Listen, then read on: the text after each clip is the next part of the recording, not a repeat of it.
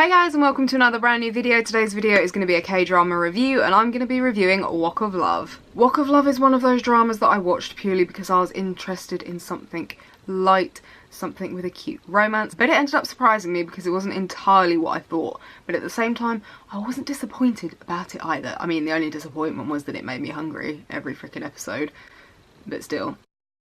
Wok of Love is basically about three different people, a gangster, a chef and an heiress, who all end up working at this Chinese restaurant, and they go up against the hotel across the street that also has a Chinese restaurant and has kind of an arsehole chef, and it's about the relationships that grow and develop between them and obviously the romance between two of them. I genuinely spent the first episode like, what the hell?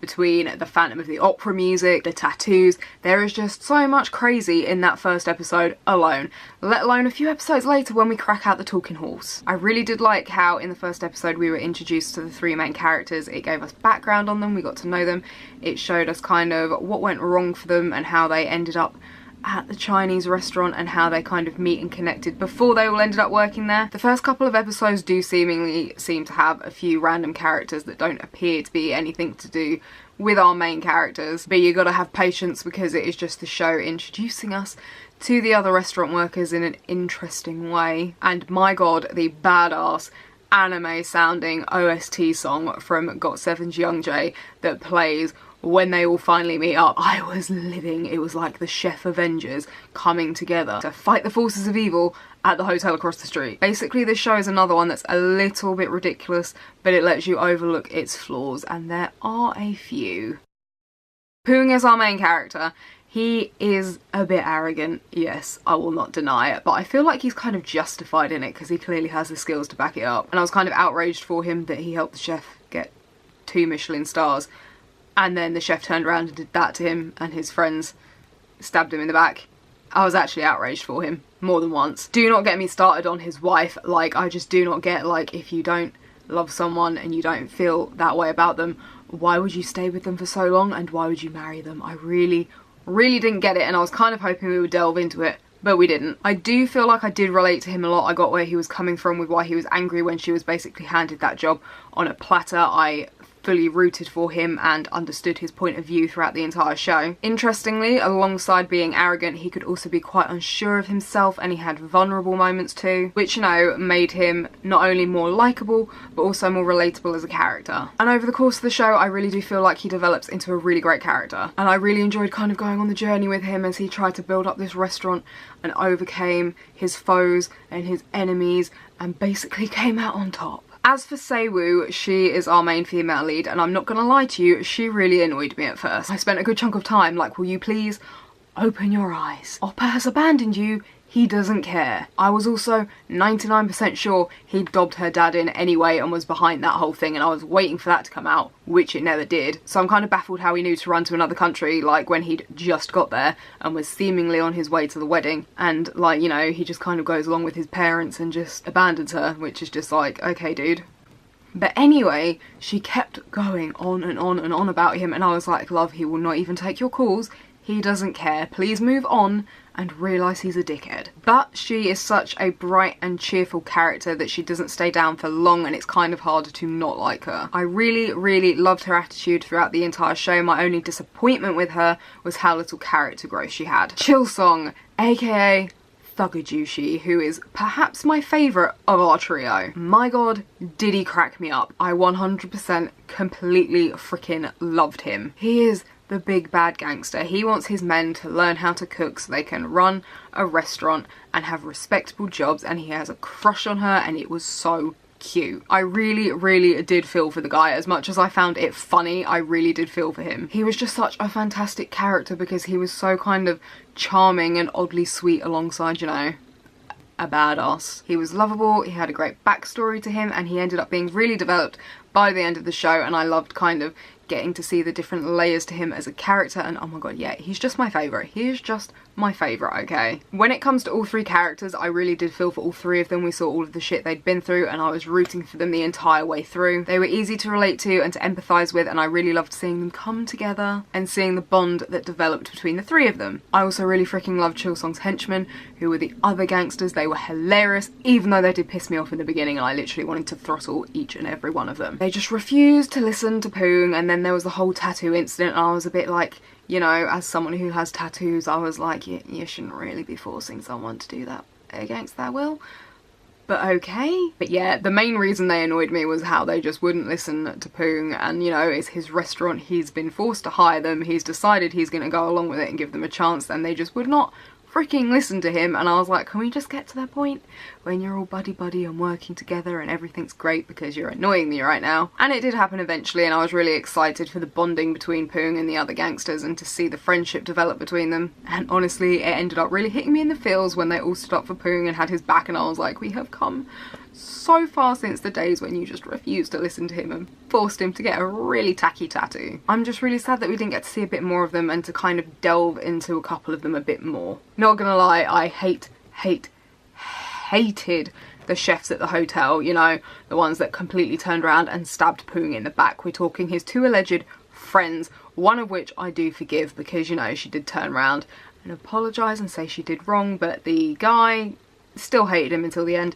The waitress, nah, and then the head chef was just no. Then there was the CEO, who I just literally just wanted to punch in the face, and his ex-wife was just, it was a no from me as well. Like, I was watching the show and they kept doing shitty things, and I was just sitting there like, the payback had better be huge, or I'm gonna throw a laptop through a window. I am disappointed that Poong let one of them work with him still, considering it was the one that stole his recipe book and refused to give it back and was literally such an arse.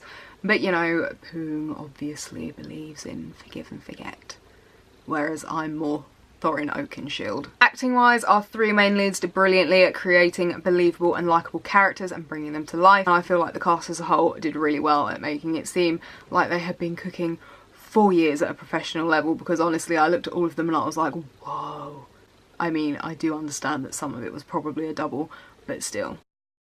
I did not know who to ship in the beginning, I can't lie. I shipped her and Poong, and I shipped her and Chillsong, and I could not pick a ship between the two. You had Poong kind of opening up to her slowly and warming up to her and kind of getting closer to her and becoming less grouchy as their friendship developed. They really seemed to get each other, like with the scene at the hotel with the photos and the crumpling of the photos and the bridge. But I also really liked Chillsong because he was kind of sweet in his own way, and as much as I did laugh at him a little bit, he was really, really adorable. He tried to help her as much as he could, he tried to help everyone, but his little crush, it hit me in the feels. It just hit me in the feels. But I did like the chemistry between Poong and Saewoo, and I feel like they were really equal. Like, she was trying as hard as he was to make things work and to kind of work through the problems instead of just him doing all the work. It seemed like a really equal relationship between the two of them, and I did appreciate seeing that. As for the bromance, I loved it, okay? I loved it. I loved the bromance more than I loved the romance, I can't lie. I literally was living for the bromance developing between Poong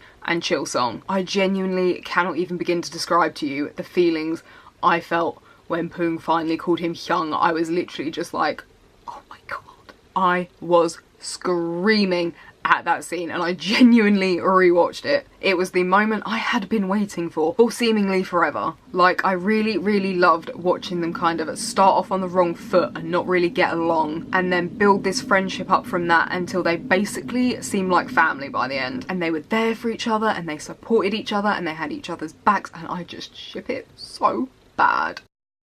I wasn't entirely sure how this was going to go. I was kind of like, a restaurant, okay, but what could possibly happen to keep it interesting and to keep me watching? Turns out a lot. My god, there was a lot of drama in this show. At one point it seemed like it was kind of going for melodrama mixed with rom-com, and honestly I was here for it because it kept me watching and I wanted to see what crazy thing was going to happen next. We had the personal dramas with our main characters, and with some of the supporting characters we had romances popping up, not just between the two leads. I liked how they introduced some of the characters seemingly randomly in the beginning, so you'd be watching them like, what is the point of view? And then it would turn out they had quite a big point, like, you know, the other restaurant workers, and then the focus on a chef and one of the female hotel workers that ended up being more than it first appeared. I really enjoyed that way of bringing in the plot lines and the characters. It made it more interesting, and when you first saw like a random character suddenly getting some focus, you'd be wondering why and what was going on and trying to puzzle it out. We also had the drama with the restaurant and the thugs and their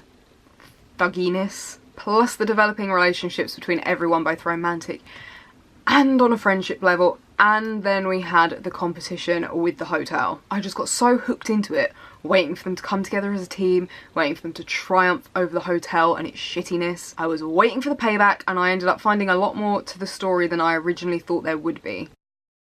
However, for the first half, it kind of started off a bit ridiculous with a lot of melodrama, and I was really loving it. But after a certain point, that kind of stopped, and then afterwards it was a little bit different, and I'm not entirely sure what happened. I think I read somewhere that the show went on break, but I'm not sure what happened between it going off air and coming back on air that made it seem kind of so different. We also had a lot of characters that seemed to randomly disappear, like, you know, Poong's ex-wife. We never saw her again, and I thought they were going to make a bigger deal of her than they actually did, because they brought in a certain storyline to her, and I was expecting to see that blow up more than it did. I was expecting to see her pop up again, and the same is true for Se-woo's ex too, because I was waiting for him to pop up, I was waiting for him to cause some drama, but when he did finally appear, he basically did nothing, and it seemed kind of pointless at that stage to bring him in. I was basically waiting for them to make a bigger deal out of the exes than they actually did, and I thought they were going to, but they seemed to just disappear